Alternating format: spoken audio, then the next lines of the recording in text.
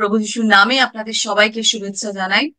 রবিবারের বাংলা পর্বে ইভারশন মিনিস্ট্রির বাংলা পর্বে আপনাদের সবাইকে স্বাগত। আসুন আমরা বাইবেল মননে যাই।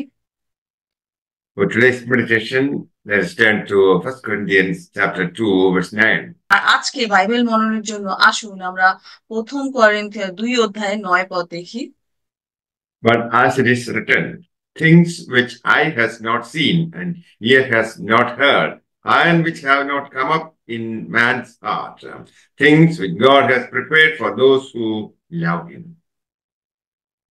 কিন্তু যেমন লেখা আছে, চক্ষু যাহা দেখে নাই, কর্ণ যাহা শুনে নাই, এবং মনুষ্যের হৃদয় আকাশে যাহা উঠে নাই, যাহা ঈশ্বর যাহারা তাহাকে প্রেম করে তাহাদের জন্য প্রস্তুত করিয়াছেন। This verse indicates the limitations of human perception regarding God's plans and purposes. আর এই পথটি ঈশ্বরের পরিকল্পনা এবং উদ্দেশ্য সম্পর্কে মানুষের উপলব্ধি সেই সীমাবদ্ধতা নির্দেশ করে। So we need divine revelation.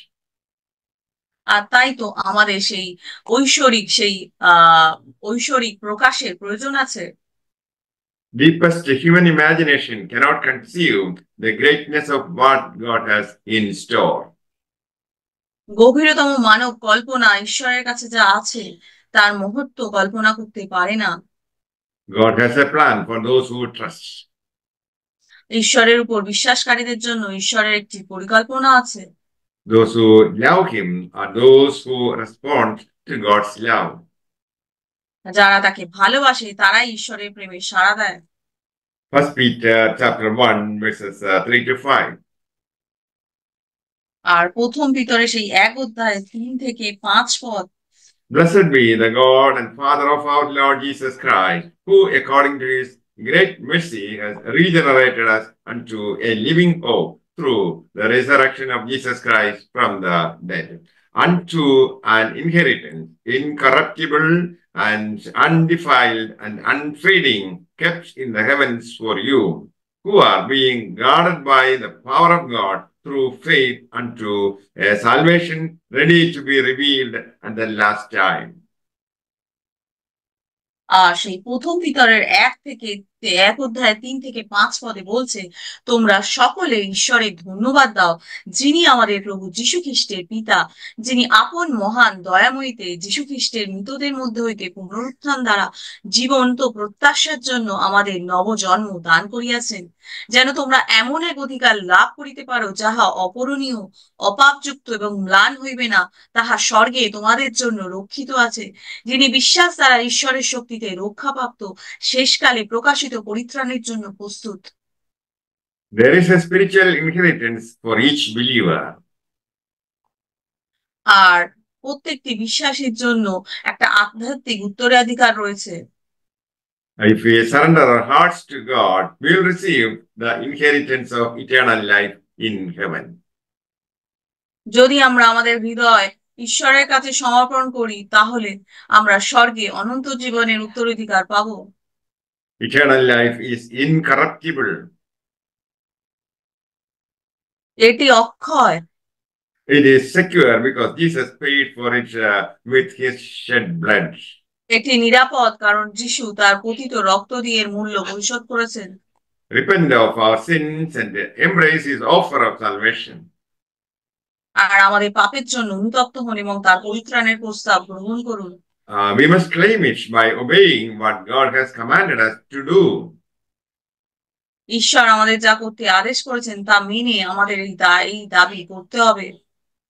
Many people waste their spiritual inheritance by listening to the lies of the deceiver devil. আর অনেক মানুষ এই প্রতারক শয়তানের মিথ্যা শুনে তাদের আধ্যাত্মিক উত্তরাধিকার নষ্ট করে। Peter wrote this letter to the persecuted Christians. আর পিতর তো নির্যাতিত খ্রিস্টানদের উদ্দেশ্যে এই চিঠি লিখেছিলেন। He reminded them to rejoice in spite of persecution because of the prospect of inheritance of heaven after the life is over.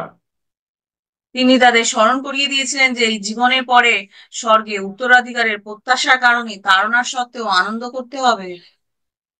Though for a little while you have been distressed by various trials, patiently endure it because Christ has called you for this purpose to suffer in this life. যদিও অল্প সময়ের জন্য তোমরা বিভিন্ন পরীক্ষার দ্বারা কষ্ট পেয়েছো, তবুও ধৈর্য ধরে তা সহ্য করো, কারণ খ্রিস্ট তোমাদের এই জীবনে দুঃখ ভোগ করার জন্য আহ্বান করেছেন। Jesus also suffered for you and left you an example to follow in his steps. আর প্রভু যিশুও তোমাদের জন্য কষ্ট ভোগ করেছেন এবং তাদের আহ পদাঙ্ক অনুসরণ করার জন্য তোমাদের জন্য একটা উদাহরণ রেখে গেছেন। Peter wanted them to entrust themselves into the care of God when life is very hard, abusive, and intimidating. আর পিতর চেয়েছিলেন যে জীবন যখন খুব কঠিন, নিন্দনীয় এবং ভীতিকর হয়, তখন তারা যেন ঈশ্বরের যত্নে নিজেদের সমর্পণ করে। If you expect too much out of this life, it will steal your joy. আর যদি তুমি এই জীবন থেকে খুব বেশি আশা করো, তাহলে তোমার আনন্দ কেড়ে নেবে। Ephesians chapter 1, verses 17 and 18. আর এফিসিয়ানের 1 অধ্যায় 17 এবং 18 পদে বলা হচ্ছে, That the God of our Lord Jesus Christ, the Father of glory, may give to you a spirit of wisdom and revelation in the full knowledge of him. The eyes of your heart having been enlightened, that you may know what is the hope of his calling, and what are the riches of the glory of his inheritance in his saints. আর সেই এফিসীয়র 1 অধ্যায় 17 এবং 18 পদে বলা হচ্ছে, আমি ঈশ্বরের কাছে তোমাদের জন্য নিরন্তর প্রার্থনা করছি, যেন আমাদের প্রভু যীশু খ্রিস্টের মহিমাময় পিতা তোমাদের সেই আত্মা দেন, যা তোমাদের বিজ্ঞ করবে এবং ঈশ্বরকে তোমাদের কাছে প্রকাশ করবে, যাতে তোমরা তাকে ভালোভাবে জানতে পারো। আমি প্রার্থনা করছি যেন তোমরা আপন আপন হৃদয়ে ঐশ্বরিক জ্ঞান লাভ করতে পারো, তাহলে ভবিষ্যতে কি প্রত্যাশার জন্য ঈশ্বর তোমাদের আহ্বান করেছেন তা তোমরা জানতে পারবে। যে আশীর্বাদ ঈশ্বর তার পবিত্র লোকদের দেওয়ার জন্য স্থির করেছেন, তা কত সম্পদশালী ও প্রতাপযুক্ত তা তোমরা বুঝতে পারবে। May the Lord bless you all with these words. Amen.